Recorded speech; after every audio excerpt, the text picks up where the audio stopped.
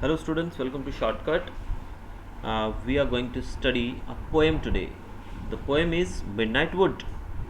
This is written by Raymond Wilson. So as you can see the name Midnight Wood. Wood means here it's not the wood that we get from trees. The wood here means a forest. So midnight woods, that what happens when we enter a forest at midnight, यानी कि आधी रात के समय forest में क्या होता है, कैसा माहौल रहता है, उसके बारे में हमें इस पोएम के द्वारा कवि जो हैं वो हमें वार्न कर रहे हैं। एक तरीके से देखा जाए तो वो हमें वार्निंग दे रहे हैं, हमें चेतावनी दे रहे हैं कि अगर आधी रात के समय आप जंगल में जाते हैं तो यू मस्ट डाई, शायद वहाँ पर आप मर जाएंगे। यानी कि माहौल इतना ज़्यादा खतरनाक, इतना ज़्यादा डरावना होता है कि लाइट हार्टेड पर्सन में डाई। तो चलिए शुरू करते हैं। अब यहाँ पर कवि हमारे साथ शेयर कर रहे हैं अपना एक्सपीरियंस, जब वो वुड्स में, जंगल में है रात को तो क्या होता है उसके बाद। तो चलिए शुरू करते हैं। First stanza, dark in the wood the shadow stir, what do you see, mist and moonlight, star and cloud, hunchback, shapes that creep and crowd from tree to tree. अब यहाँ पर जो कवि हैं वो हमको बताना चाहते हैं कि वहाँ पर आपको क्या देखने को मिलता है। तो डीप इन द वुड्स, यानी कि जंगल के अंदर, भीतर, गहराई में, यानी कि घने जंगल के बीच में रात के समय, मध्य रात्रि के समय, midnight, what we can see, हमें क्या देखने को मिलता है, सिर्फ मिस्ट। मिस्ट मतलब tiny droplets of water hanging just above the ground, that is fog हम बोल सकते हैं एक तरह का, यानी कि कोहरा हिंदी में जिसको हम बोलते हैं कोहरा। तो कोहरा चारों तरफ, यानी कि ठंडी रात हो तो उसमें कोहरा चारों तरफ, यानी कि धुएं जैसा एक गुब्बार हो जिससे हमें दूर देखने में काफ़ी दिक्कत होती हो, यानी कि हम जिसकी होते हुए हमें दूर तक ना देख सकें, हमारी विजिबिलिटी कम हो जाए। एक इस तरीके का एक धुआं, एक मिस्ट, एक धुंध, एक फॉग टाइप में वहाँ हमें देखने को मिलता है। आगे और क्या देखने को मिलता है वहाँ में, मूनलाइट, क्योंकि वहाँ पर कोई इलेक्ट्रिसिटी, कोई लाइट बल्ब्स वगैरह नहीं होंगे तो हमें मूनलाइट देखने को मिलेगी सिर्फ, यानी कि चंद्रमा की, चांद की रोशनी। इसके अलावा आपको इस आकाश के अंदर क्लाउड्स और स्टार्स देखने को मिलेंगे। क्या देखने को मिलेंगे, स्टार्स। इसके अलावा यहाँ पर बोल रहे हैं वो hunchback shapes that creep and crowd. Hunchback, hunchback का मतलब यहाँ पर बताया गया है, वैसे हंचबैक कहा जाता है ऐसा व्यक्ति जिसकी कमर जो है वो बाहर की तरफ निकली हो थोड़ा, यानी कि कमर से वो थोड़ा बीमार हो। लेकिन यहाँ पर हंचबैक का मतलब है एनिमल्स, यानी कि वहाँ पर एनिमल शेप्स आपको देखने को मिलेंगे, यानी कि तरह तरह के, क्योंकि रात के समय आप एनिमल को देख के नहीं पहचान सकते हो कि वो कौन सा जानवर है, लेकिन उसका शेप जरूर आप देख सकते हो कि वो कौन सा प्राणी है। तो एनिमल शेप्स आपको दिखने को मिलेंगे वहाँ पर। क्रीप, यानी कि वो धीरे धीरे दबे पांव चलते हुए दिखाई देंगे। क्राउड, यानी कि उन जानवरों की क्राउड, ग्रुप में वो काफ़ी चलते हुए देखने को आपको मिलेंगे इन क्राउड्स, ग्रुप में। फ्रॉम ट्री टू ट्री, शायद वो एक पेड़ से दूसरे पेड़ पर छलांगे लगाते हुए अलग अलग तरीके से आपको देखने को मिल सकते हैं। सेकंड स्टैंजा में यहाँ पर कवि क्या कहना चाहते हैं वो हम देखते हैं। Dark in the would a thin wind calls, what do you hear? Frond and fern and clutching grass snigger at you as you pass, whispering fear. अब वुड्स में आपको और क्या देखने को मिलता है, The only thing we can hear is a light wind. हमें सिर्फ इस डार्क वुड के अंदर, इस अंधकार में जंगल के अंदर थिन विंड कहा गया है। थिन विंड का मतलब है हल्की हवा चलती हुई, बहुत तेज़ हवा नहीं, एकदम हल्की हल्की हवा आपको चलती हुई वहाँ दिखाई देगी, सुनाई देगी। Frond and fern and clutching grass. Frond and fern मतलब पौधे, पेड़ पौधे, प्लांट्स और उनके हिलते हुए पत्ते। क्लचिंग ग्रास, ग्रास जो कि ज़मीन को टाइटली पकड़ के बैठी है, लेकिन थोड़ी हवा चलने से उसका मूवमेंट, जो थोड़ा सा भी मूवमेंट हो रहा है वो मूवमेंट सुनाई देगा, या फिर वहाँ पर जानवरों के चलने से जो आवाज़ होगी वो आपको सुनाई देगा। Sniggers at you as you pass. Sniggers का मतलब होता है आपके ऊपर हंसना, यानी कि वो घास, वो पेड़ पौधे, वो पत्ते पेड़ों के जो हैं वो आपके ऊपर हंसेंगे।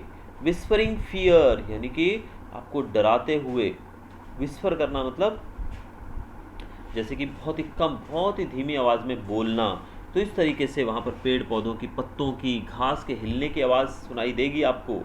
ऐसा लगेगा जैसे वो आप पर हंस रहे हैं, वो आपके चलने पे हंस रहे हैं, आपका मजाक उड़ा रहे हैं और आपको डराने की कोशिश कर रहे हैं। इस तरीके से आपको फील होगा वहाँ पर। आगे कवि कहना चाहते हैं थर्ड स्टांजा में, dark in the would a river flows, what does it hide. इस वुड्स के अंदर एक रिवर होगी, और रिवर फ्लो कर रही है, यानी कि बहती हुई नदी होगी, और वो नदी अपने अंदर बहुत कुछ छुपाए हुए है, उसके अंदर बहुत कुछ छिपा हुआ है। क्या है उसके अंदर? Otter, water rat, old can, bones of fish and bones of man drift in its tide. देखिए बहुत कुछ बताया गया है नदी के अंदर। एक्चुअल में नदी के तल के अंदर जो नदी है वो जंगल में बह रही है, उस नदी के अंदर क्या कुछ हो सकता है, वी कांट जस्ट इमेजिन। उसके अंदर कुछ भी हो सकता है। उसके अंदर ओटर, ओटर एक जानवर है जो कि पानी में रहता है, वैसे वो पानी पे भी रह सकता है और बाहर भी रह सकता है। इस तरह जैसे आपने सील देखी होगी, सील फिश रहती है, जो सील उस तरीके से ये दिखते हैं, सील जैसा होता है ओटर। और वैसे दूसरे तरीके से उसको कहा जाए रैट होता है, जैसे रैट की तरह भी, यानी कि इन दोनों का मिक्सचर रहता है। रैट हो सकता है या फिर ओटर को हम सील फिश की तरह ले सकते हैं, a kind of mixture of these two animals, otter कहा जाता है जिसे, इसको हिंदी में हम ऊद बिलाव कहते हैं, ओटर।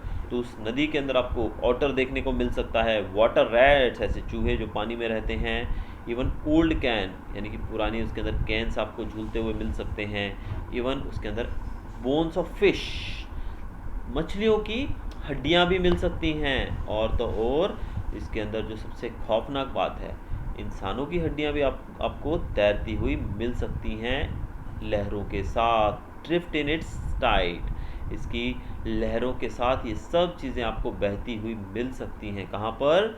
जंगल में, नदी के अंदर। तो क्या आप ऐसी जगह जाना चाहेंगे? Well no. लास्ट स्टैंजा में कवि क्या कह रहे हैं? Dark in the wood the owlets shriek, what do they cry? Choose between the wood and river, who comes here is lost forever and must die. कवि कह रहे हैं कि यहाँ पर इस जंगल के अंदर, डार्क इन द वुड्स, यानी कि इस जंगल के अंदर, इस अंधेरे जंगल के अंदर मध्य रात्रि के समय जब आप जाएंगे तो आपको क्या देखने को मिलेंगे? आउलेट्स। आउलेट्स मतलब यहाँ पर उल्लू के बच्चों से बात की जा रही है, यानी कि बेबी आउल्स। तो आउलेट्स यानी कि उल्लू के बच्चे आपको चिल्लाते हुए, श्रीक मतलब यहाँ पर क्राई करना है, चिल्लाना, शोर मचाते हुए आपको देखने को मिलेंगे। यानी कि माहौल कैसा होगा? बहुत ही डरावना। आप समझ सकते हैं, भूतिया पिक्चर का सीन आप अपने सामने क्रिएट करिए, जब आपके सामने एक हवेली है, चारों तरफ जंगल है और उस बीच में वो हवेली है, जैसे आप मूवीज़ में हम देखते हैं, और एक पेड़ के ऊपर उल्लू बैठा हुआ है, और उल्लू जो है वो चिल्ला रहा है, तो कोई भी डर जाएगा। तो इस तरह का माहौल वहाँ पर देखने को मिलेगा। अब आगे कभी कहते हैं कि choose between the wood and river, कि आप उस वुड यानी कि जंगल और उस नदी, उसमें से आप कुछ भी चुन लीजिए, भले आप नदी को चुन लीजिए, भले आप जंगल को चुन लीजिए, जो भी वहाँ आएगा ही इज लॉस्ट, वो खो जाएगा। कब? फॉर एवर, हमेशा के लिए खो जाएगा। एंड मस्ट डाई, और अगर वो खो जाएगा, वहाँ से उसको बाहर निकलने का रास्ता नहीं मिलेगा, देन ही और she will obviously, confirmly he will die.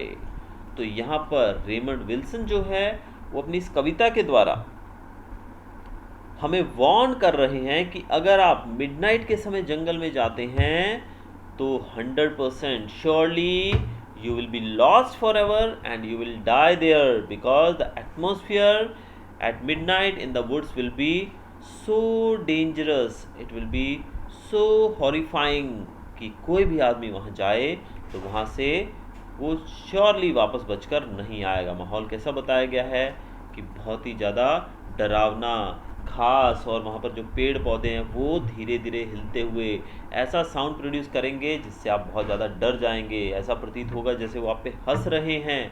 दूसरी तरफ वहाँ पर जो जानवर आपको देखने को मिलेंगे, जो पेड़ों के ऊपर कूदते हुए, हलचल मचाते हुए, या फिर जंगल में घूमते हुए जो जानवर है, वो सब आपको डर से भर देंगे। इसके अलावा जो नदी वहाँ बहती हुई होगी वो तो अपने अंदर अनगिनत राज छिपाए हुए है, जिसमें बहुत सारे जानवरों की हड्डियाँ, बहुत सारे जानवर, और इवन वहाँ पर आपको बोन्स मिलेंगी इंसानों की भी उस नदी के अंदर।